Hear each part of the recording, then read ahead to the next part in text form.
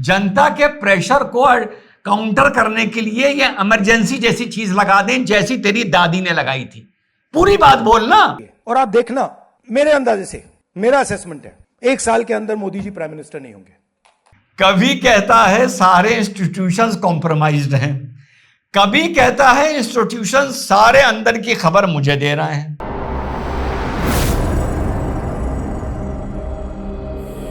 Hello नमस्कार, सत श्री अकाल, अस्सलाम वालेकुम। कैसे हैं जनाब? तो राहुल गांधी का एक दिया हुआ बयान किस वजह से मिर्ची लगी है पता है?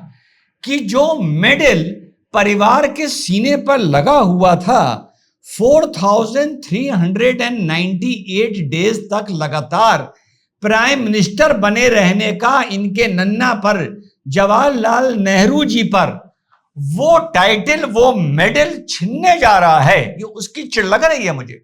वो टाइटल, वो मेडल छीनने जा रहा है और परिवार से बाहर जा रहा है और मोदी जी के सीने पे लगने जा रहा है जून 10 को। आज का तारीख क्या? जून 4 है। ये शायद उसकी चिढ़ है जो राहुल गांधी का फिर से एक बार बेतुका बयान आया है कि बस 1 साल और है, उसके बाद नरेंद्र मोदी प्रधानमंत्री नहीं रहेंगे। अच्छा, ना रहने का कारण अगर हम डिस्कस करें, उससे पहले इसने लोकसभा में बॉडी लैंग्वेज देखिएगा, चेहरे पे तनाव देखिएगा, चेहरे पे चिढ़ देखिएगा। आप बाकी नेहरू जी से तुलना करें, राजीव जी से करें, संजय गांधी जी से करें, इंदिरा गांधी जी से करें, फिरोज गांधी जी से करें, सबके चेहरे देखिए और इसका चेहरा देखिए। इसका फ्रस्ट्रेशन, 20-22 साल का फ्रस्ट्रेशन, जहां यह मान के चलता था कि पीएम की कुर्सी तश्तरी पर रखकर इसको मिल जाएगी, 22 साल हो गए, 23 साल हो गए, ये धक्के खा रहा है। ये उसका फ्रस्ट्रेशन इसके चेहरे पर रिफ्लेक्ट करने लगा है। तो साहब, इसने लोकसभा में खड़े होकर अभी कुछ दिन पहले बॉडी लैंग्वेज देखिए, आंखों का तेवर देखिए, भवें देखिए, क्या बोला था। आपको गुजरात में हराएंगे इस बार। आप लिख के ले लो, लिख के ले लो। आपको ऑपोजिशन इंडिया गठबंधन गुजरात में हराने जा रहा है। सुना क्या बोला था? अभी कुछ दिन पहले की बात है। और वहां पर फिर गुजरात में म्युनिसिपल कॉर्पोरेशन के चुनाव हुए। 17 म्युनिसिपल कॉर्पोरेशन हैं, जिसमें से 15 में चुनाव हुए गुजरात में। वहां पर 15 में से बीजेपी 15 के 15 म्युनिसिपल कॉर्पोरेशन जीत गई। और जहां पर मोरबी और पोरबंदर में क्लीन स्वीप कर दिया, यानी सारे मेंबर इन दोनों म्युनिसिपल कॉर्पोरेशन में, जो धरातल का चुनाव होता है, जमीन से जुड़ा हुआ, आप इसको मान सकते हैं, वहां पर एक भी सीट किसी और पार्टी को नहीं लेने दी। और कांग्रेस की एक भी म्युनिसिपल कॉर्पोरेशन में ये नहीं जीत पाए। उस लैंग्वेज के बाद कि इंडिया अलायंस आपको हरा रहा है, इंडिया अलायंस के तितर बितर हो गया है। जहां तक कि गुजरात को लेकर इसका आइडिया था कि केजरीवाल के मिल के साथ हम लड़ेंगे, उसकी ऐसी की तैसी हो गई है, बंगाल की ऐसी की तैसी हो गई है। वो आदमी जो तमिलनाडु में 5 सीट जीतकर ऐसे खुश हो रहा है, पता नहीं उसने क्या, जिसको बोलते हैं कद्दू में तीर मार दिया हो। बंगाल में चुनाव लड़ने के बाद 2 सीट जीत रहा है। आप सुनते हैं उसने मोदी जी के बारे में बोला क्या है। उसने जो बोला है उस पर विश्लेषण करते हैं और बाद में मैं अपनी 2 मिनट की नहीं बल्कि 1 मिनट की राय भी रखूंगा। आर्थिक सुनामी आ रही है, भयंकर आर्थिक सुनामी अब आ रही है। उसका कारण है कि हिंदुस्तान का जो प्रोटेक्शन का सिस्टम था, जो इंटरनेशनल इकोनॉमी से, हाँ, अब ये बता रहा है, अब इन्होंने अपना गोलपोस्ट चेंज किया है। भयंकर आर्थिक सुनामी आ रही है। कहां से शुरू किया था? ईवीएम से शुरू किया था। ईवीएम के बाद वीवीपैट पर आए, उसके बाद चौकीदार चोर पर आए, उसके बाद कॉम्प्रोमाइज्ड पीएम पर आए, उसके बाद देश के काफी लोग, कुछ विशेष लोग भी बहुत आस लगाए बैठे हैं, अभी भी बैठे हैं कि किसी तरह पेट्रोल डीजल के दाम 125-130 रुपया हो जाए ताकि इस देश में आर्थिक सुनामी आ जाए। ये फैक्ट है। और वो इस इंतजार में है कि भले हमें पेट्रोल 500 रुपए लीटर खरीदना हो, जब ये तेल को लेकर या महंगाई को लेकर देश में अगर सुनामी की आग लगेगी, आग की सुनामी आएगी, तो उसमें हम 500 रुपए लीटर का पेट्रोल खरीद कर डालेंगे। उनके घर में चूल्हा जल जाए भले, पर वो चाहते हैं कि सिलेंडर 4000 रुपए का हो जाए। हां, बहुत दिन हो गए इस लड़ाई को, ऐसा हो नहीं पा रहा है जो उम्मीद इस देश के कम से कम करोड़ों हरामजादों ने लगा रखी थी कि कोई भूचाल आए जिससे मोदी को टारगेट करने को मिल जाए। फिर एसआईआर का इन्होंने रोना रोया। ये स्टेजेस में चलते हैं, ये हर एक महीने बाद अपनी कुछ चीज बदलते हैं। एसआईआर को लेके वेस्ट बंगाल में कितनी बेईमानी हुई है, ये टीएमसी की आपस की जूता लात चप्पल ने बता दिया कि टीएमसी का अंदर हाल क्या था। मुझे तो ताज्जुब हो रहा है कि टीएमसी 80 सीट कैसे जीती है, और वो 40% वोट कहां है जो टीएमसी को पड़ा है, मुझे अभी तक समझ में नहीं आ रहा। तो एसआईआर का मुद्दा आप देखिए खत्म हो गया है वेस्ट बंगाल के चुनाव के बाद, असम के चुनाव के बाद।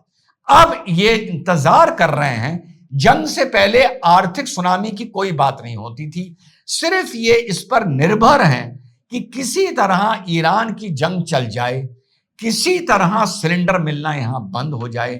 जो कुछ दिन 2-4 दिन की देरी हुई थी, इन लोगों की खुशी का ठिकाना नहीं था। अब फिर चीज लगभग नॉर्मल होती, कम से कम फोन करो, कल परसों हमारे यहां सिलेंडर आया, हमने कहा यार अभी आ गया, कहने लगा हाँ भैया अब आ रहा है। 36 घंटे भी नहीं बीते थे, उससे लोग बहुत परेशान हैं और ये दुआएं कर रहे हैं कि किसी तरह देश में सुनामी आए। सुनते हैं और क्या बोला। शक्ल पर ज्यादा ध्यान दीजिए, शक्ल की चिढ़, शक्ल की नफरत, शक्ल अंदर जो जल रहा है, ये जिसको कहते हैं ना दिल में होली जल रही है, उसका एक्सप्रेशंस देखिए और रीड करिए इसकी लैंग्वेज। एक प्रकार से शॉक अब्जॉर्बर था, उसको बीजेपी ने हटा दिया है। तो एक तरफ से भयंकर आर्थिक सुनामी आ रही है, प्राइसेस बढ़ रही हैं, और ये अभी शुरुआत देखी आपने। ऐसी इकोनॉमिक क्राइसिस आएगी हिंदुस्तान में जो आपने अपने लाइफ में नहीं देखी होगी। ये हो रहा है, इसको आप कोई रोक नहीं सकता है। दूसरी तरफ क्या हो रहा है, हिंदुस्तान के अंदर, सिस्टम के अंदर इंस्टीट्यूशनल रिवोल्ट हो रहा है। तो आप सोचती हैं कि इलेक्शन कमीशन फुली कंट्रोल्ड है, वो 3 साल पहले फुली कंट्रोल्ड है। चीफ इलेक्शन कमिश्नर के मैसेजेस मेरे पास आ रहे हैं, head of intelligence system, senior judiciary, chief election commission के मैसेजेस इसके पास आ रहे हैं। ये भूल गया कि पिछले 6 महीने से ये चीफ इलेक्शन कमीशन को गालियां कितनी दे रहा है। इसको कनेक्शन ही नहीं है दिमाग और जुबान में। अभी रामचंद्र गुहा जी जो बड़े मोदी के हेटर माने जाते हैं, उन्होंने करण थापर को इंटरव्यू देते कहा है कि मैं नफरत करता हूं, आर्टिकल लिखा है नरेंद्र मोदी से, मैं नफरत करता हूं नरेंद्र मोदी से, पर यह उस लायक नहीं है कि जिसको प्रधानमंत्री बना दो। वेस्ट बंगाल के चुनाव में ये कह रहा था, लोगों से सुनिएगा, जबकि खुद वहां पे राष्ट्रपति होते हुए चुनाव लड़ रहा था, कि ममता बनर्जी की गलतियों के चलते बीजेपी जीत जाएगी। ये नहीं कह पा रहा था कि ममता बनर्जी की गलतियों के चलते तुम हमें वोट दो। ये इस आदमी की नेगेटिव साइकोलॉजी है। आज ये तो बता रहा है कि 1 साल में मोदी अपना पद छोड़ देंगे, हो सकता है वो रिटायरमेंट ही ले लें, क्या बड़ी बात है, 75 तो क्रॉस हो ही रहा है, हो सकता है। लेकिन ये नहीं बता रहा कि मुझे मौका दो। इसमें इतनी हिम्मत अभी नहीं है देश की जनता से ये कहने की। ईमानदारी से बता रहा हूं, मेरी बात पकड़िएगा एज अ साइकोलॉजी स्टूडेंट, कि तुम मुझे मौका दो, मैं तुम्हें दिखाता हूं देश कैसे चलेगा। इसको इतना पता है कि मोदी को जितनी गाली दे सकते हो दो, उसके बाद देश में क्या होगा इसके पास कौन लीडर होगा, खुद भी ये लीडर नहीं होगा, क्योंकि इसमें हिम्मत नहीं है ये बात बोलते। और चीफ इलेक्शन कमीशन इसको मैसेजेस कर करके शिकायत करता है। माय गुडनेस यार, आगे चलो। सारों के सारे रिवोल्ट कर रहे हैं, इंफॉर्मेशन दे रहे हैं हमें।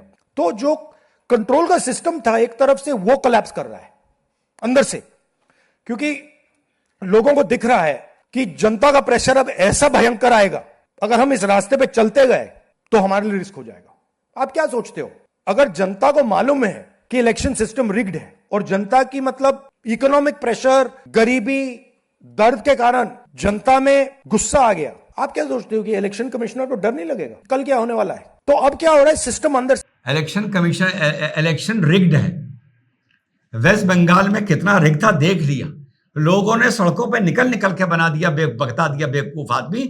और टीएमसी का जैसा मैंने बताया जूतम लात थप्पड़ ने बता दिया कि कितना वहां का इलेक्शन रिग्ड था।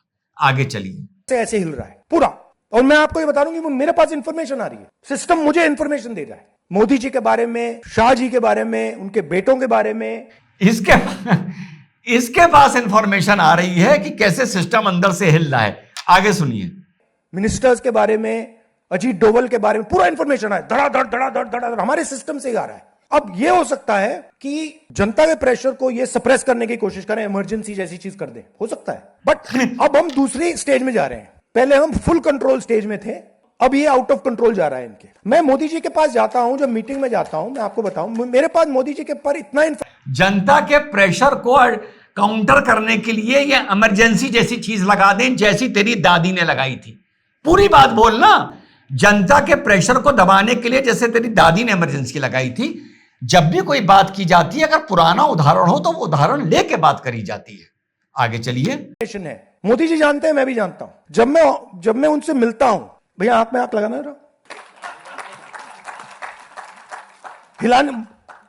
हिलना पड़ता है, क्योंकि वो जानते हैं कि जिस सिस्टम को मैंने कंट्रोल किया था वो सिस्टम कोलैप्स कर रहा है और पूरा इंफॉर्मेशन इसको दे रहा है। तो ये डायनामिक चल रही है। और आप देखना, मेरे अंदाजे से, मेरा असेसमेंट है, 1 साल के अंदर मोदी जी प्राइम मिनिस्टर नहीं होंगे।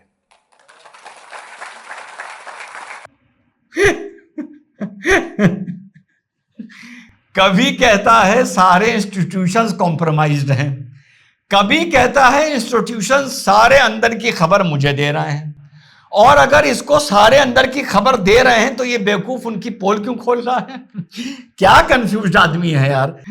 तेरा असेसमेंट तू अपने पास रख मेरे भाई, और कोशिश कर कि बांग्लादेश की तरह या नेपाल की तरह जो तेरे पास सिर्फ एक रास्ता बचा है।